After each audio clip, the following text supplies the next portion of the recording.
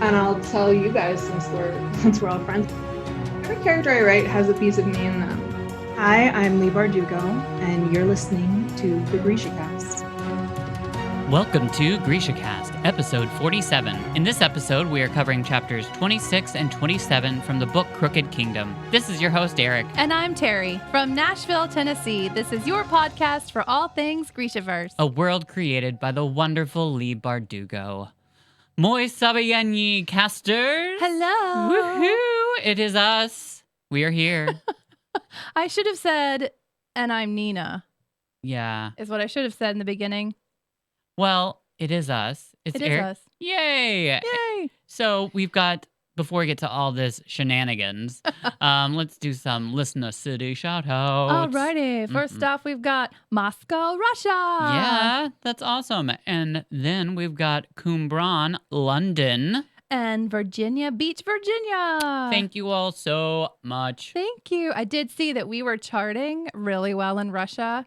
So Wow. that was appropriate to say thank you today. Yes, that's amazing. It is. It's awesome. We're charting like really high and like for books. So Well, thank you guys so much for listening to us. And for those of you that get the wonderful experience of watching us, and if you haven't, go onto YouTube. at GrishaCast.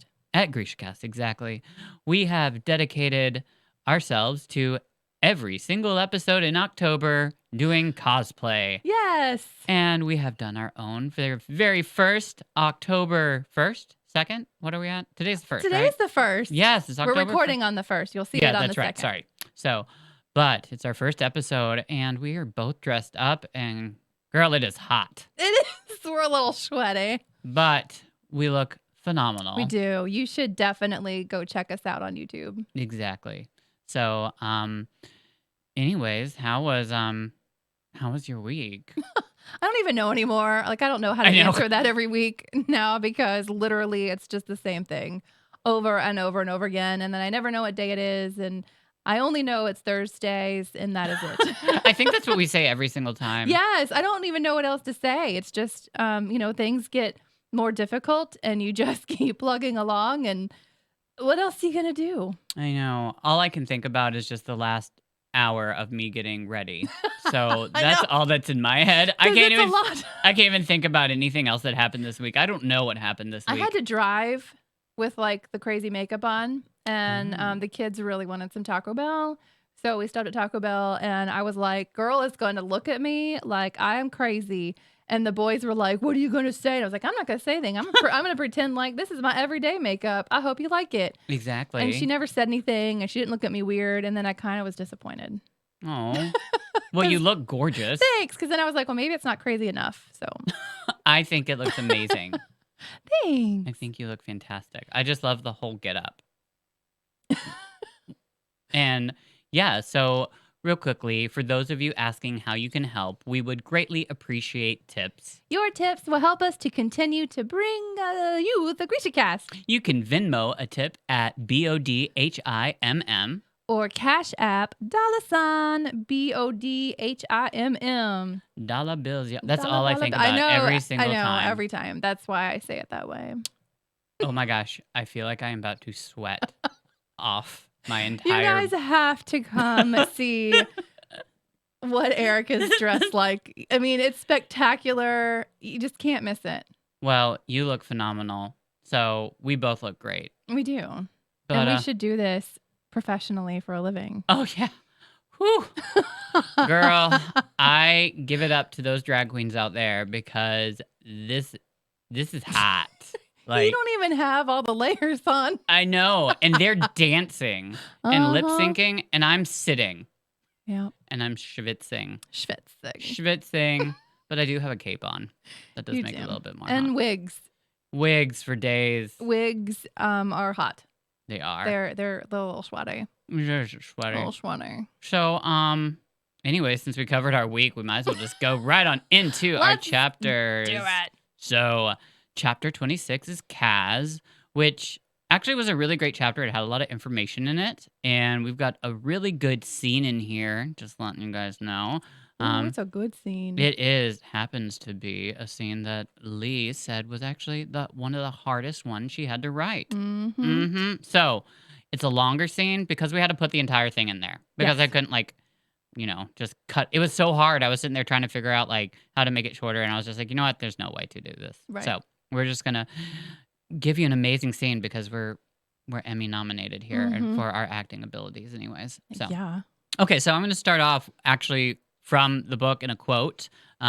Cass sat in that chair from what felt like hours, answering their questions, letting the pieces of the plan shift into place. He saw the scheme's final shape in his mind, the steps it would take to get them there, the infinite ways they might falter or be found out. It was a mad, spiky monster of a plan, and that was what it had to be for them to succeed.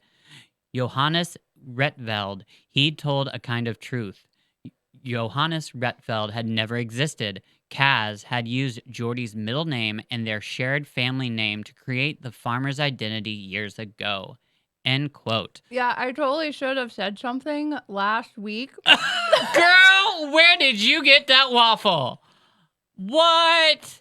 I just look up and my girl is just sitting here eating a waffle. Yeah, I totally should have said something last week when I said the name Reitveld. I should have said, like his old last name. But I didn't. And then I felt bad because I felt like I should have. Oh, we got the stunts and the gigs up in here, y'all. That's amazing. I gotta have my waffles. You do. Oh, it looks so yummy. It's keto. Is it really? It is. It doesn't look keto. It's keto. Really? Mhm. What's that made out of? Egg and cheese Oh. Yum. and coconut flour. Oh my God, that looks amazing. 3 ingredients. Wow. But Well, we're gonna pretend like it's a real waffle. girl, it is a real waffle. I looked up from my computer screen and I just was like, my girl is eating a waffle. No, you're up- gonna enjoy watching it back because literally the second you started talking, I've just been like,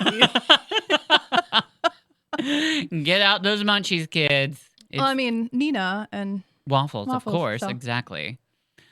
So, anyways, back to reality. Am I saying his name right, Johannes? I didn't listen to this on the audiobook I actually. think so. Isn't there a thing in the back of the book anyway? Anyway, I would say Johannes. Okay. So Johannes was real on paper, but not obviously a real person, and that's all that really mattered. And Kaz was gonna have Colm play him, and he was pretty much realized he was gonna play him perfectly well. So first he needed to find Inej, and he found her cleaning up her wounds in the bathroom. She could help him. He needed her to help him navigate how to get to the slat. Sorry. And he needed to do it like very carefully because he couldn't do it like just walking through the streets. So he needed a little help from her because she's, always jumping from buildings and climbing. So, anyways, he asks her for her help. They look over this map and devise a pretty good plan for him to make it safely. Then, once he's satisfied with his route, he hands Inej a piece of paper. And what is that piece of paper? It is actually her contract. And he explains that he does not want her to be owned by anyone anymore. Oh, Not Per Haskell, not him, not anyone. And that's such a sweet moment because it's very endearing. And Kaz to just do this, I don't know.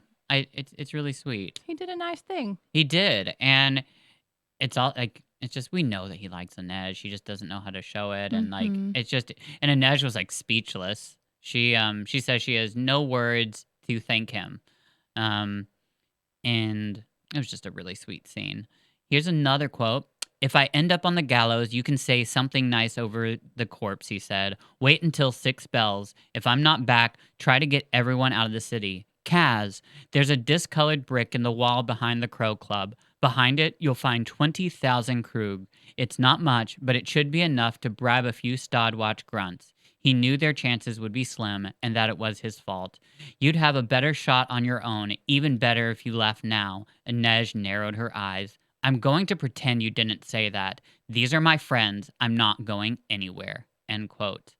So, yet another little nod to Kaz really worrying about Inej and also worrying about his plan, because his plan seems to, like, the one he's come up with, obviously probably has a lot of holes in it. Mm-hmm. And I don't think I've ever seen him like this worried, to be honest. Like, at least, no, it wasn't, he he didn't seem this worried, at least in Six of Crows when they had their plan. I mean, that was a very well thought out plan. This plan had to like, I don't know. Well, yeah, everything's kind of just like gone to heck Yeah. anyway. So Yeah, so he's laying his groundwork just in case he really does die, and he wants to make sure that Inej is set up, which is sweet. Um, he does end up asking her about Dunyasha, and she tells him how she thinks that Dunyasha could possibly be her shadow, and the Suli believe that when they do something wrong, that they're giving strength to their shadows, which is kind of cool. I really thought that was kind of a really neat thought. Just like when you do something bad, just like your shadow gets bigger and bigger, and it gets stronger, and it kind of can come and whoop your butt. kind of like your evil twin. Exactly. Yeah. So Inej then asks him what will happen if this all goes as planned, and he says he plans on pretty much wrecking havoc until he cannot anymore. So, because she plans on getting a ship and sailing off, and Kaz plans on just reckoning and havocing. He can't go anywhere No. because this is his city. Well, he doesn't. I guess he just doesn't have any other dreams besides that. He just continue to grow the dregs, lead. I don't know. But we'll find out. So they discuss for a while, and Kaz tries to help her with her bandages. And that is where we begin our scene. And also, this is also the end of the chapter. So before we start, a special thank you for the beautiful, wonderful background music created by Kendra Dante and produced by Year 26. I, Eric/Alina, will be playing Inej. And then Terry/Nina will be playing Kaz.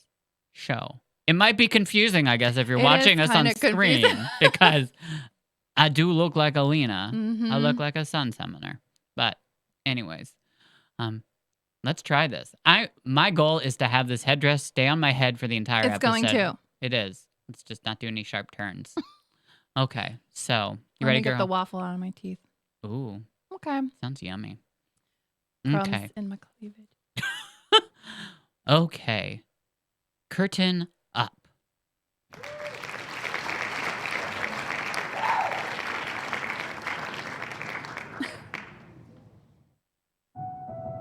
He pressed 2 fingers together. He slid them beneath the bandage. Everything in him recoiled. The water was cold against his legs. His body had gone numb, and yet he could still feel the wet give of his brother's rotting flesh beneath his hands. It's shame that eats men whole. He was drowning in it, drowning in the Ketterdam harbor. His eyes blurred. It isn't easy for me either. Her voice low and steady, the voice that had once led him back from hell. Even now, a boy will smile at me on the street, or Jesper will put his arm around my waist, and I feel like I'm going to vanish. The room tilted. He clung to the tether of her voice. I live in fear that I'll see one of my clients on the streets.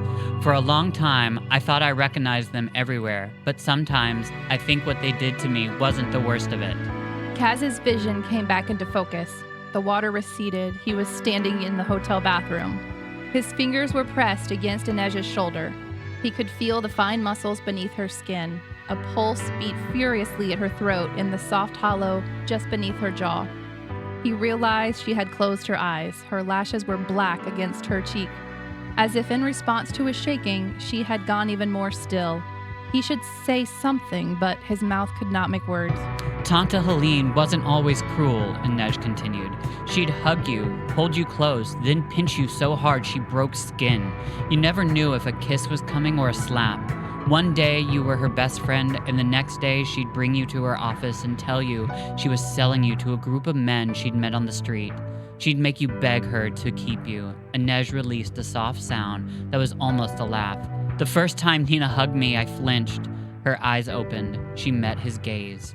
He could hear the drip of the faucet, see the curl of her braid over her shoulder where it had slipped free of its coil. Go on, she said quietly, as if she was asking him to continue a story. He wasn't sure he could, but if she could speak those words into the echo of this room, he could damn well try. Carefully, he raised the shears. He lifted the bandage, creating a gap, feeling regret and release as he broke contact with her skin. He sliced through the bandage. He could feel the warmth of her on his fingers like fever. The ruined bandage fell away. He took up another long strip of towel in his right hand. He had to lean in to loop it behind her. He was so close now. His mind took in the shell of her ear, the hair tucked behind it, that rapid pulse fluttering in her throat. Alive. Alive. Alive. It wasn't easy for me either. He looped the bandage around again. The barest touches. Unavoidable. Shoulder, clavicle, once her knee. The water rose around him. He secured the knot. Step back. He did not step back. He stood there, hearing his own breath. Hers, the rhythm of them alone in his room. The sickness was there, the need to run, the need for something else too. Kaz thought he knew the language of pain intimately, but this ache was new. It hurt to stand here like this, so close to the circle of her arms. It isn't easy for me either. After all she'd endured, he was the weak one. But she would never know what it was like for him to see Nina pull her close, watch Jesper loop his arms around her, what it was to stand in doorways and against walls and know he could never draw nearer. But I'm here now, he thought wildly. He had carried her, fought beside her, spent whole nights next to her, both of them on their bellies peering through a long glass, watching some warehouse or Murch's mansion. This was nothing like that. He was sick and frightened, his body sick with sweat, but he was here. He watched that pulse, the evidence of her heart, matching his own beat for anxious beat. He saw the damp curve of her neck, the gleam of her brown skin. He wanted. Before he even knew what he intended, he lowered his head. She drew in a sharp breath. His lips hovered just above the warm juncture between her shoulder and the column of her neck. He waited. Tell me to stop. Push me away. She exhaled. Go on, she repeated. Finish the story. The barest movement and his lips brushed her skin. Warm, smooth, beaded with moisture. Desire coursed through him. 1,000 images he'd hoarded, barely let himself imagine. The fall of her dark hair freed from its braid, his hand lifted to the lithe curve of her waist, her lips parted, whispering his name. All of it there and then gone. He was drowning in the harbor. Her limbs were a corpse's limbs. Her eyes were dead and staring. Disgust and longing roiled in his gut. He lurched backwards and pain shot through his bad leg. His mouth was on fire. The room swayed. He braced himself against the wall, trying to breathe. Inej was on her feet, moving toward him, her face concerned. He held up a hand to stop her. Don't. She stood in the center of the tile floor, framed by white and gold like a gilded icon. What happened to you, Kaz? What happened to your brother? It doesn't matter. Tell me, please. Tell her, said a voice inside him. Tell her everything. But he didn't know how or where to begin, and why should he? So she could find a way to absolve him of his crimes. He didn't want her pity. He didn't want to explain himself. He just needed to find a way to let her go. You want to know what Pekka did to me? His voice was a snarl, reverberating off the tiles. How about I tell you what I did when I found the woman who pretended to be his wife, the daughter who pretended to be his daughter? Or how about I tell you what happened to the boy who lured us in the first night with his mechanical toy dogs? That's a good one. His name was Philip. I found him running a Monte game on Kelstraat. I tortured him for 2 days and left him bleeding in an alley, the key to a wind-up dog shoved down his throat. Kaz saw Inej flinch. He ignored the sting in his heart. That's right, he went on. The clerks at the bank who turned over our information, the fake attorney, the man who gave me free hot chocolate at Hertzrun's fake office. I destroyed them all, one by one, brick by brick, and Rollins will be the last. These things won't wash away with prayer, Wraith. There is no peace waiting for me, no forgiveness, not in this life, not in the next. Inej shook her head. How could she still look at him with kindness in her eyes? You don't ask for forgiveness, Kaz. You earn it. Is that what you intend to do? By hunting slavers? By hunting slavers, by rooting out the merchers and barrel bosses who profit off of them, by being something more than just the next Pekka Rollins. It was impossible. There was nothing more. He could see the truth even if she couldn't. Inej was stronger than he ever would be. She'd keep her faith, her goodness, even when the world tried to take it from her with greedy hands. His eyes scanned her face, as they always had, closely, hungrily, snatching at the details of her like the thief he was. the even set of her dark brows, the rich brown of her eyes, the upward tilt of her lips. He didn't deserve peace, and he didn't deserve forgiveness. But if he was going to die today, maybe the one thing he'd earned was the memory of her, brighter than anything he would ever have a right to take with him to the other side. Kaz strode past Inej, took his discarded gloves from the sink, pulled them on. He shrugged into his coat, straightened his tie in the mirror, tucked his cane under his arm. He might as well go to meet his death in style. When he turned back to her, he was ready. Whatever happens to me, survive this city. Get your ship. Have your vengeance. Carve your name into their bones. But survive this mess I've gotten us into. Don't do this, Inej said. If I don't, it's all over. There's no way out. There's no reward. There's nothing left. Nothing, she repeated. Look for Dunyasha's tells. What? A fighter always has a tell, a sign of an old injury, a dropped shoulder when they're about to throw a punch. Do I have a tell? You square your shoulders before you start a move as if you're about to perform, like you're waiting for the audience's attention. She looked slightly affronted at that. And what's yours? Kaz thought of the movement on Velgaluk that had nearly cost him everything. I'm a cripple. That's my tell. No one's ever smart enough to look for the others. Don't go to the slat, Kaz. Let us find another way. Step aside, Wraith. Kaz! If you ever cared about me at all, don't follow. He pushed past her and strode from the room. He couldn't think of what might be, of what there was to lose. And Inej was wrong about one thing. He knew exactly what he intended to leave behind when he was done. Damage.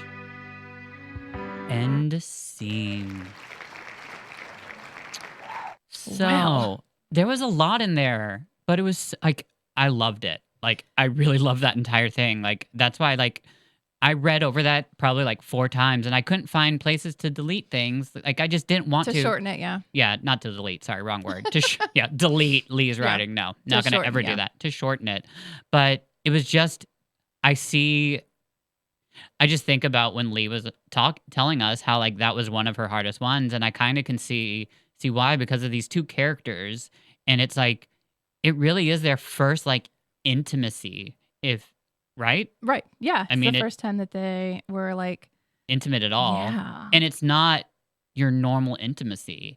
But it's theirs. And Oh, that's yeah. what I think is like so beautiful, because it is totally Inej and Kaz. Yes. It's how they can be intimate with each other, and no one else would get that except for them. And it's just, I just think it's beautifully written and such a powerful scene as well. It is. So Oh. yeah, so that's the end of my chapter, girl. All right, so chapter 27. Now we are following Inej. Ooh, The first line is, she followed him anyway. of course she did. Of course she She did. ain't gonna listen. No, and of course she is also offended by his statement, if you ever cared about me at all. Like, are you for real about that? Right. Because there have been numerous times where she could have left and she didn't. Mm-hmm. So, don't you even come at me with that. No. So a quote I like that she says is, so he wasn't fit for a normal life. Was she meant to find a kind-hearted husband, have his children, then sharpen her knives after they'd gone to sleep? How would she explain the nightmare she still had from the menagerie or the blood on her hands?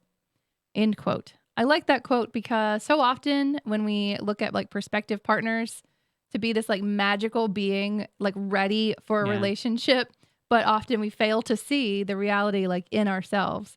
Like, this other person, I want to be with them, but God, they're so messed up.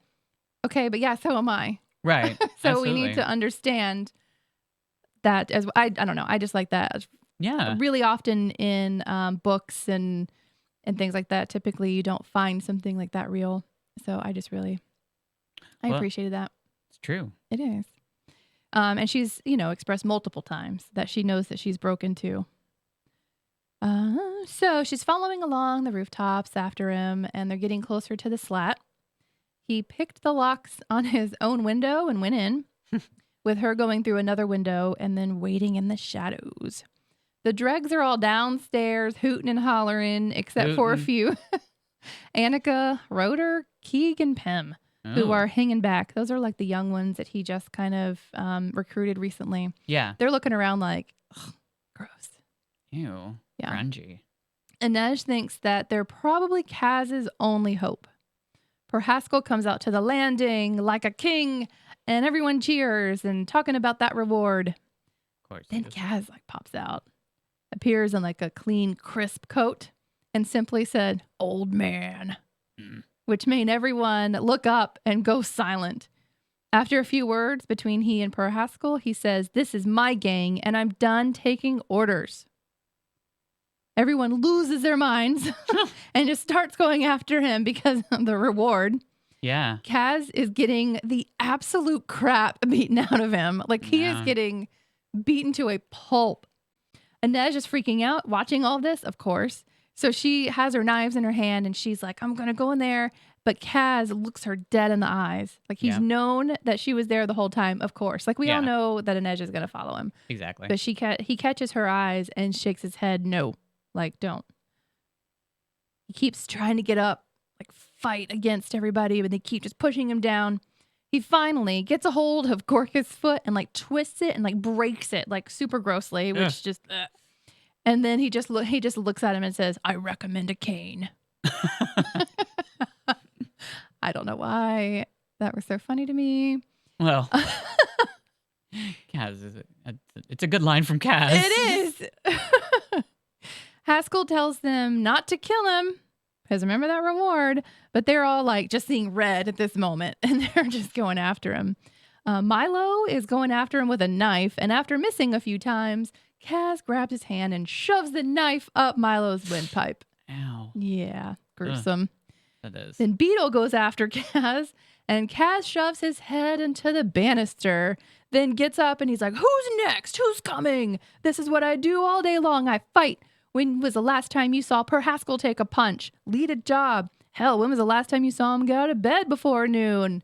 And everybody's kind of like, "Oh, yeah, maybe." Mm-hmm. Haskell has some more choice words for him, including talking about the kidnapping of Van Eck's son and wife, which of course Kaz corrects. And Haskell says, "I didn't ask for this trouble, boy." And that leads us to our scene, which is going to end out the chapter as well. Yeah. And I think it's correct to say that I'm going to be playing an ensemble of characters. And you're going to be playing Kaz because you're so good at playing Kaz. Oh, well, thanks. It's probably because we're a lot alike. Yeah, but you do so good at it. So that's why if like Nina and Kaz had a baby, then like that would be me. Hey, maybe one day. Maybe. I mean, you never know. I mean, but we do have Nina with Matthias, so there's that one little glitch right there.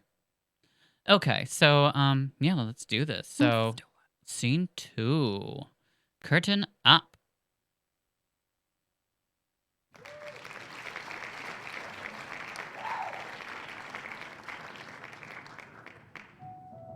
You wanted everything else I brought to your door, Haskell. You'd still be running the same penny-poor cons and drinking watered-down whiskey if it wasn't for me. These walls would be falling down around your head. You've taken every bit of money and luck I've handed you. You ate up the profits from Fifth Harbor and the Crow Club like it was your due.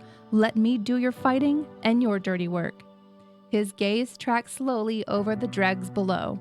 You all benefited. You reaped the rewards. But first chance you get, you're ready to cozy up to Pekka Rollins for the pleasure of fitting me for a noose. Another uneasy rustle from the onlookers. But I'm not angry. There had to be 20 dregs looking up at Kaz, all of them armed, and yet Inej could have sworn she sensed their relief. Then she understood. The fight was just the opening act. They knew Kaz was tough. They didn't need him to prove it. This was about what Kaz needed.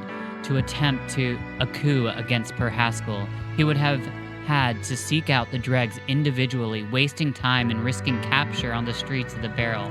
Now he had an audience, and Per Haskell had been happy to welcome one and all.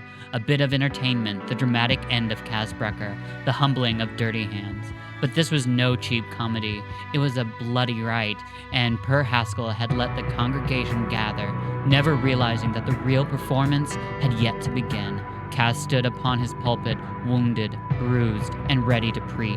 I'm not angry, Kaz said again. Not about that, but you know what makes me mad? What really gets me riled? Seeing a crow taking orders from a dime lion. watching you parade around after Pekka Rollins like it's something to be proud of.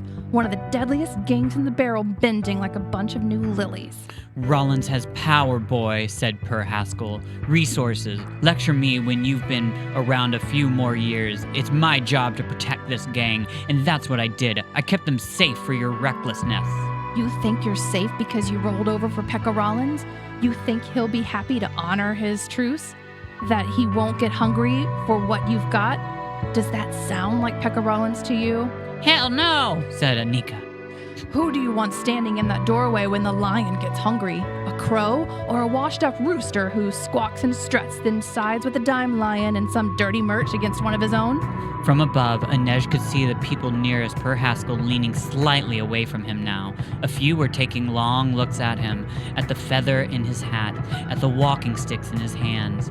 Kaz's cane that they'd seen wielded with such bloody precision, and the fake crow cane Haskell had contrived to mock him. In the barrel, we don't trade in safety, Kaz said, the abraded burn of his voice carrying over the crowd. There's only strength and weakness. You don't ask for respect, you earn it. You don't ask for forgiveness, you earn it. He'd stolen her line. She almost smiled. I'm not your friend, he said. I'm not your father. I'm not going to offer you whiskey or clap you on the back and call you son, but I'll keep money in our coffers. I'll keep our enemies scared enough that they'll scurry when they see that tattoo on your arm. So, who do you want in that doorway when Pekka Rollins comes to call? The silence swelled, a tick feeding on the prospect of violence. Well, Per Haskell blustered, thrusting his chest out. Answer him. You want your rightful leader or some jumped-up cripple who can't even walk straight? I may not walk straight, said Kaz, but at least I don't run from a fight. He started down the steps. Varian had risen from the floor after his fall. Though he didn't look entirely steady on his feet, he moved toward the stairs, and Inej had to respect his loyalty to Haskell. Pym pushed off from the wall and blocked Varian's path. You're through, he said. Get Rollins' men, Per Haskell commanded Varian. Raise the alarm. But Annika drew a long knife and stepped in front of the entry door. You a dime lion, she asked, or are you dregs? Slowly, his limp pronounced but his back straight, Kaz made his way down the final flight of stairs, leaning heavily on the banister. When he reached the bottom, the remaining crowd parted. Haskell's grizzled face was red with fear and indignation. You'll never last, boy. Takes more than what you've got to get past Pekka Rollins. Kaz snatched his cane from Per Haskell's hand. You've got 2 minutes to get out of my house, old man. This city's price is blood, said Kaz, and I'm happy to pay with yours. End scene. Kaz is getting his groove back. Yeah, those are 2 dramatic scenes we had. They were. That's why we did them. Yeah, there was just a lot in there, and they're so We good. didn't know what his plan was, and it was a little messy, to be completely honest. Yeah, there's a lot of chance to it. Yeah, but I liked it because it was like we're on an upturn here. Like all hope was lost. Yeah. And now we're on like a little bit of an upturn because he went back and was like, dude, Well, especially get out of my house.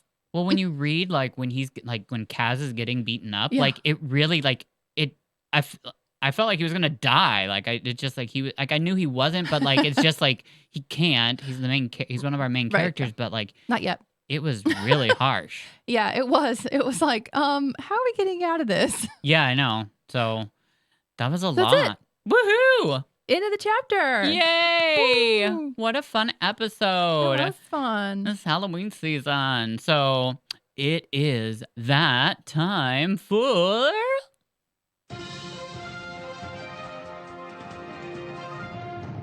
GrishaCast news. Yep, that's it. So we actually got some GrishaCast news. Ooh. But probably you guys know it. The Histoire Sanctia comes out on Tuesday. What? I'm so excited. I am. So I know it's called The Lives of Saints, but I'm just calling it the Histoire Sanctia because that's what it is. And I can't, Absolutely. I wish it said that on the cover. It doesn't say that. Did you know that? It just says The Lives of Saints, No. which I'm happy about. Obviously, but I wish it just said I don't know. Anyways, Oh. Histoire Sanctia. That's Yeah. what I'm going to keep calling it. But I'm so excited. It's going to be something new that we're going to dive into. And we're going to get... started rereading Language of Thorns, which is the fairy tales, just to get, because I remember her saying that there was going to be some like parts, I guess, of that would be in this book too, combined with all the other writings. But I just didn't think Language of Thorns would. I thought that was like, I seriously thought that would just be its own fairy tale and that it wouldn't have a lot to connect to. But it's kind of neat how she's bringing into a lot of things. I'm not going to spoil it for you. So I got to stop talking because I'm just going to We'll get there. I know.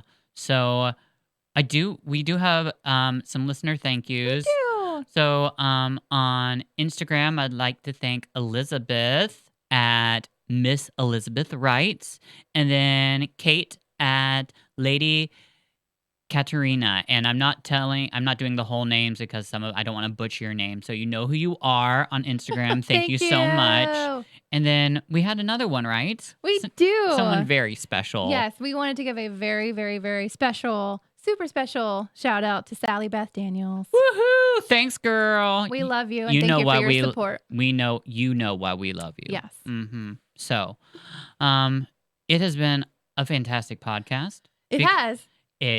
My headdress didn't fall. We didn't strip off our costumes because they're irritating.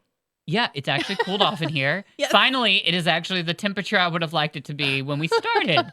And it's ending, but that's okay. It's all right. Hey. We'll try to. We need to take pictures and put it up on Instagram. So yeah. So look for that on Instagram too. But definitely check us out on YouTube. Yeah, because watch me eat a waffle. Watch her eat a waffle. Watch my crooked sun headdress. That it just keeps falling to the right. At least it's like actually staying stable. Yeah. I mean, I'm pretty impressed with it. And then guess what, y'all? Next week, I know you enjoy reading. You can keep reading. Probably none of you are even. You probably are reading at your own pace, because trying to probably read 2 chapters and then stop is probably pretty gruesome for you guys. I know it would be for me. I'm doing it. But next week we have a very special episode. It is our one year Grishaversary. Woo! Yay! That means we've been on the air for 1 year, which is a whole year. Which is so crazy. So we're gonna have a special episode. We're not gonna be covering any reading. We're just gonna have some fun with you guys, and hopefully you'll enjoy it. We've got some special things for you, and yeah, it's just gonna be a special episode. We're gonna figure it out. So, anyways, tune in. And it's going to be a fun episode. It will be. So it's not like the 90s special episode where you're going to learn not to do drugs or anything like that. Oh, no. It's going to be fun. No, it's really going to be fun. There's like some really funny stuff that we've put together for it. It's going to be entertaining, and you guys will enjoy it. Because you know what? Hopefully you will. We enjoy putting it together, so we just hope that you enjoy it as well. And hey, it's called a Grishaversary. Grishaversary. So, okay, well, you all enjoy this wonderful weather and the beginning of fall and autumn and October. It's so exciting. Such a great season. It is. And we actually, I think, for the first time in many, many, many, many, many years, actually are having an autumn.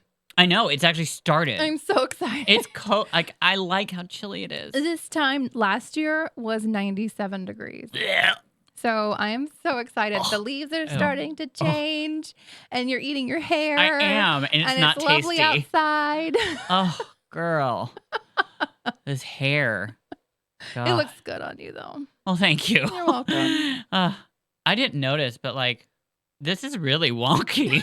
Like, am I missing? I think I'm missing a spike over on this side.